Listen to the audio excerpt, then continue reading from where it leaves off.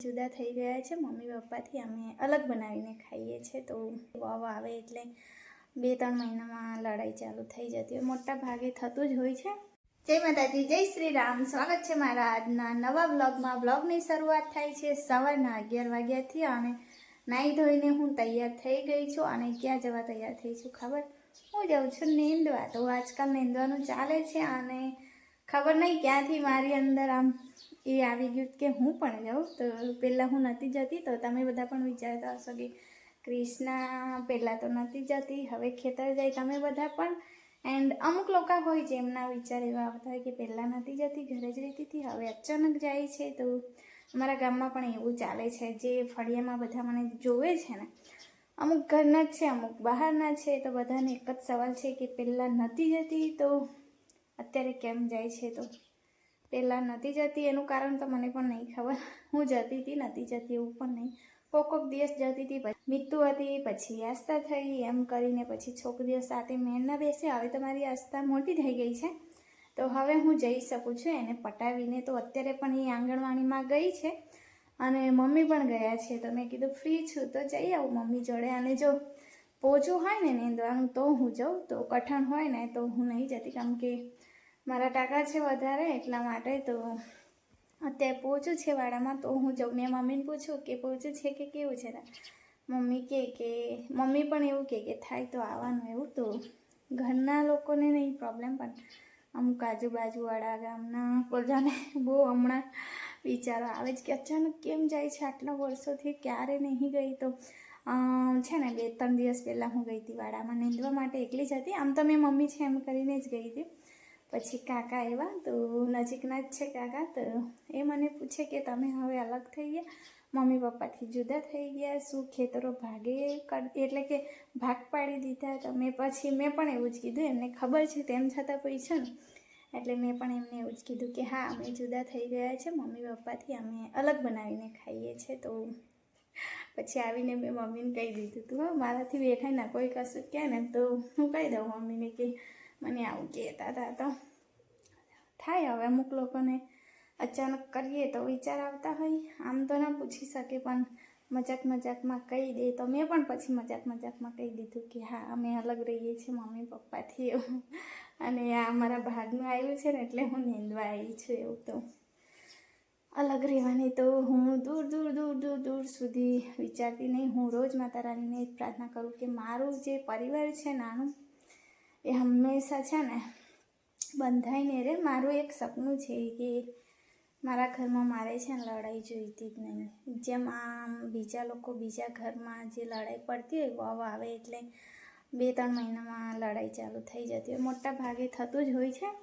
અમારા ગામમાં છે ને અમુક લોકો મને સ્પેશિયલ પૂછવા આવે કે તમે સાચે લડાતા નહીં? આટલા વર્ષો થઈ ગયા, 15 વર્ષ થઈ ગયા, તો તમે સાચે લડાતા નહીં? મને પણ પૂછે. મમ્મી તો ના પૂછી શકે, પણ મને પૂછી લે કે સાચું તારી સાસુ તારી જોડે લડાતી નહીં એમ? કેમ કે ગામડામાં કેવું ખેતર જવું જ પડે એવું હોય છે. તો મેં કોઈ દિવસ ગઈ નહીં, એટલે આમ તેમ કદી ગઈ છું. એ પણ કામ કરવાની એમ જ જતી હતી મેં. એ પણ બહુ ઓછું. આટલા વર્ષમાં તો આટલું બધું કેવી રીતે ચાલવી લે છે મમ્મી પપ્પા એવી રીતે? તો ખબર નહીં, એમને મને કોઈ દિવસ નહીં કીધું કે જબરજસ્તી કે ચાલ ખેતરે કામ જ કરવાનું છે. તો બધા ગામના વિચાર કરે એમ કે સાચે આવી રીતે ચાલતું હશે, સાચે એ લોકો લડાતા નહીં. તો થોડા દિવસ પહેલાં જ થયું હતું. અમુક આમ ભેગા થાય ને તો પછી મને પોઈન્ટ મારે કે સાચે તમે લડાતા નહીં, આવું કરે તેવું કરે. આમ જે ચડાવવાવાળા હોય ને એવા લોકો. તો મારે તો એક જ એ છે કે મારું જે પરિવાર છે ને ક્યારેય છૂટું ના પડે. માતાજીને એક પ્રાર્થના છે, કેમ કે અમે પરિવાર સાથે બહુ ખુશ છે. અને એવું નહીં કે એક જ છોકરો, એટલે એવું નહીં, એક જ છોકરામાં પણ લોકો છે ને જુદા થઈ જાય છે. છોકરી પણ ના હોય ને એક જ છોકરો હોય ને તેમ છતાં જુદા રહે છે. તો અમુક હોય વહુ એવી હોય, અમુક કદાચ સાસુ તો મને નહીં લાગતું કે એવી હોય. વહુને સમજવું પડે. વહુ આવે બીજા ઘરેથી તો થોડું એડજસ્ટ તો કરવું જ પડે. બધું આમ પરફેક્ટ હોય એવું નહીં. અમારા ઘરે પણ બધા જ પરફેક્ટ છે એવું નહીં. બધા કંઈ ભૂલો કરતા હોય, પણ બધા સાથે રહેવા માંગે ને, એટલે એકબીજાની ભૂલો માફ કરીને પછી સાથે હસતા ખેલતા રહીએ છીએ. તો ચાલો બહુ લાંબુ ભાષણ નહીં આપતા, મારે નીંદવા જવાનું છે. તો જે લોકો મારા બ્લોગ જોઈએ છે ગામના તો ના મથો, કેમ કે મારે એવું જોઈતું નહીં કે મારા ઘરમાં લડાઈ પડે. તો મમ્મીને જે કહેતા હોય ને એ મમ્મી મને કહી દે ને મને તમે કહો છો ને એ હું મમ્મીને કહી દઉં. એટલે મહેરબાની કરીને આવું કામ ના કરો. તો ચાલો લાઈટ નહીં, બારી ખોઈ લીધી મેં, તો બારી બંધ કરું ને પછી વાડામાં જાઉં. તો અમુક લોકો જોતા હશે તો મેં અહીંયા લઉં છું, કેમ કે મને અહીંયા જ ગરમી થાય, એટલે કે પરસેવો થાય. પછી પરસેવો હોય ને તો પછી હાથ ઓટોમેટિક જતો રહેતો હોય, તો બીજે મને નહીં કશે ગરમી થતી બસ. એટલે તો ચાલો જઈએ, કેવું દેખાય છે જો અમારા ગામનો રસ્તો. અહીંયા ટગરીના કેટલા બધા ફૂલ છે, મસ્ત મસ્ત. જો એકદમ ટગરી એટલી મસ્ત દેખાય ને, સરસ. તો દિલા કાકા આગળ જાય છે અને આજકાલ દિલા કાકાનું મગજ બગડી ગયું, ખબર નહીં કેમ એવું થયું. તો એવું પાગલ જેવું કરતા ફરે છે, ગમે ત્યાં નીકળી જાય છે એવું કરે. તો ચાલો હવે વાડામાં જઈને જ મળીએ આપણે. ગાઈસ અહીંયા કેટલા મસ્ત ફૂલ છે. આ જ ફૂલ મેં રોપ્યા પણ કુંડામાં નહીં થતા. અમારી જેટલી દાદીએ બધું સાફ કરી દીધું. અહીંયા આવી ગઈ વાડામાં. દેખો આ બાજુ મમ્મી જેટલી દાદી કામ કરે, હું હવે નીંદવાનું ચાલુ કરું. ચોરી છે અંદર અને તુવેર છે, ફટફટ નીંદી નાખું મેં.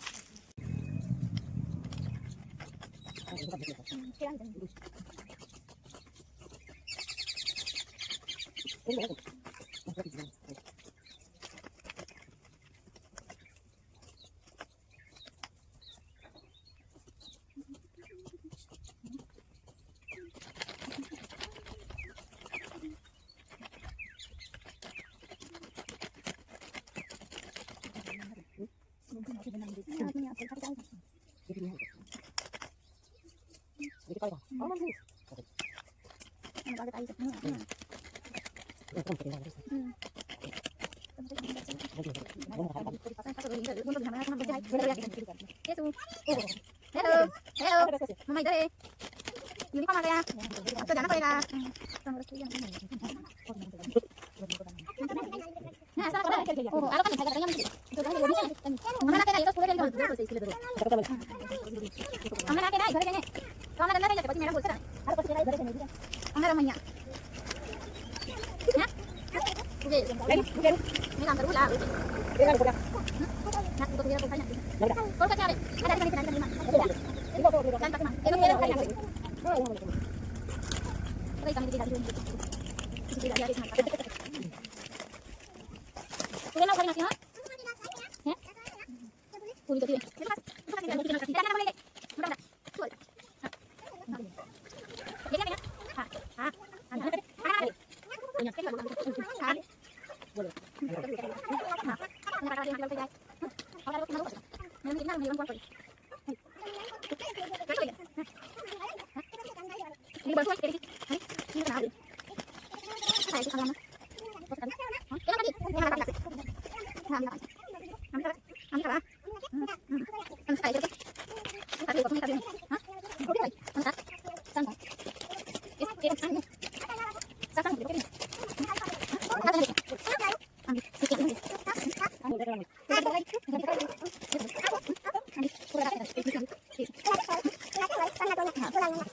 મસ્ત નીંદાઈ ગઈ મારી. આસ્તુડી પણ આવી ગઈ છે.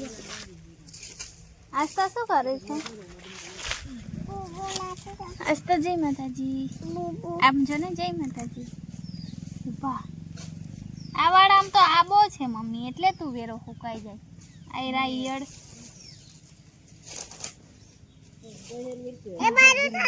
વાહ હાથથી નહીં, જીવડું છે જીવડું. બીક નહીં લાગતી તને? સારું બધાને જય માતાજી બોલ. જય શ્રી રામ. થોડું પાણી પી લે. હે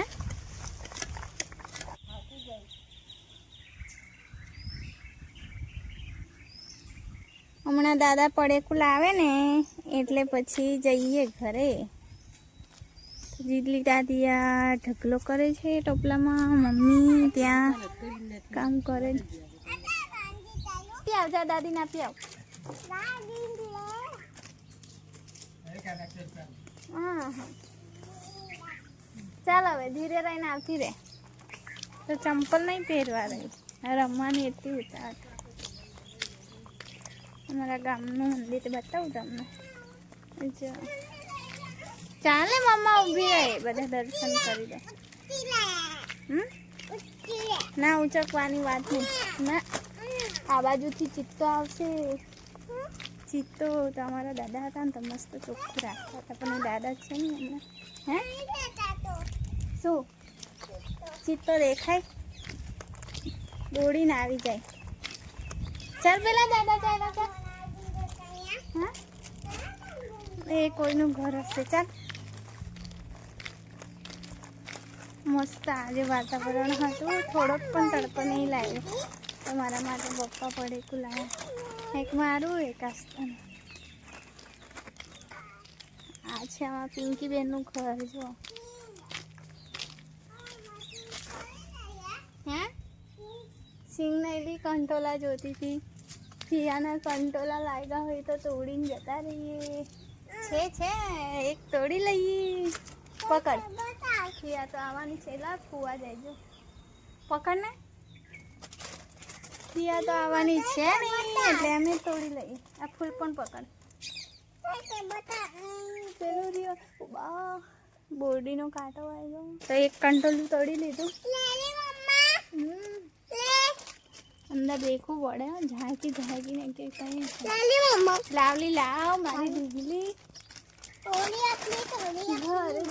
ઘરે જઈને એક મળ્યું એક પપ્પાએ ત્યાં વાળામાંથી તોડ્યો હવે પપ્પા બીજા ખેતર જશે ને તો સુધી હા ગોપાલ નીકળશે અને આ ફૂલો પર મારું દિલ આવી જાય છે જો એટલે મસ્ત ફૂલ તો મમ્મીએ પણ રોઈતી છે એટલે છે ને અમારે પણ લાગે છે પણ આટલી મોટી તગરી નહીં એટલે થોડા લાગે એ તો મમ્મી પછી સવારમાં મારી પહેલાં ના આવી કાઢે ને એટલે દાદીના ઘરે ચડાવી દે આ કેટલું બોલે જો તો ઘરે તો આવી પહોંચ સેમ છે બન હા યાર એ તો ત્યાં રહી ગયું તારા કપડાં તો એ તો દાદી લઈ આવશે તો એને યુનિફોર્મ આપ્યો છે આંગણવાડીમાંથી હવે એને રોજ જવું પડશે હા તો ગઈ સાંજ થઈ ગઈ છે આખો દિવસ લાઇટ જ નથી સવારથી તો કપડાં પણ ધોવાયા નહીં અને અત્યારે લાઇટ આવી છે તો વોશિંગ મશીનમાં હું ધોઈ દઉં